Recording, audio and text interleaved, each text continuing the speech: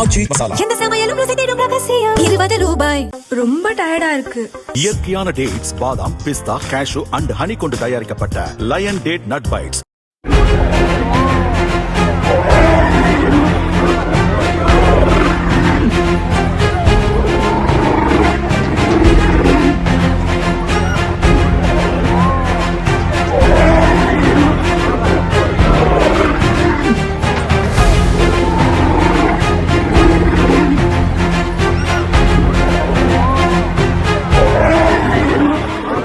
கர்நாடகா குடகு மாவட்டம் சோம்வார்பேட்டை தாலுகாவில் துபாரே யானைகள் முகாம் உள்ளது.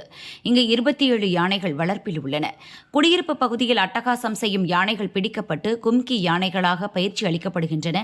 யானைகளின் நடவடிக்கைகளை பார்க்க டூரிஸ்டுகளுக்கு அனுமதி உண்டு. யானைகள் குளிக்கும்போது தண்ணீர் ஊற்றி குளிப்பாட்டலாம். சென்னையைச் சேர்ந்தவர் ஜின்சு தன் கணவர் குழந்தையுடன் நேற்று குடகிற்கு சுற்றுலா வந்திருந்தார்.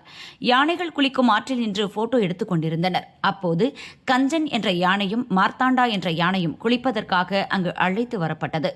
இதில் கஞ்சன் யானை மீது மார்த்தாண்டா யானை உரசியதாக கூறப்படுகிறது. கோபமடைந்த கஞ்சன் மார்த்தாண்டாவை தாக்க துவங்கியது.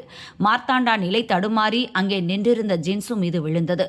அவர் எழ முயற்சித்த போது கஞ்சன் மீண்டும் மீண்டும் மார்த்தாண்டாவை தாக்கியது. 2 யானைகளுக்கு இடையே சிக்கிய ஜின்சுவை மீட்க அவரது கணவர் தன் குழந்தையை கையில் பிடித்தபடி போராடியும் பலன் இல்லை. பாகன்களும் யானையை கட்டுப்படுத்த போராடினர். கடைசியாக மார்த்தாண்டா எழுந்து ஓட துவங்கியதும் கஞ்சனும் துரத்தியது. அதன்பின் யானைகளை பாகன்கள் சமாதானம் செய்தனர். சோக நிகழ்வாக சம்பவ இடத்திலேயே ஜின்சு இறந்தார். அவருக்கு வயது 33. யானைகளிடையே நடந்த சண்டை வைரலாக பரவி வருகிறது.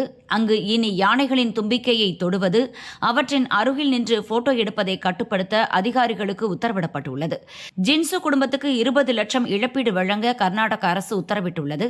இறந்த ஜின்சுவின் கண்களை அவரது கணவர் தானமாக கொடுத்துள்ளார்.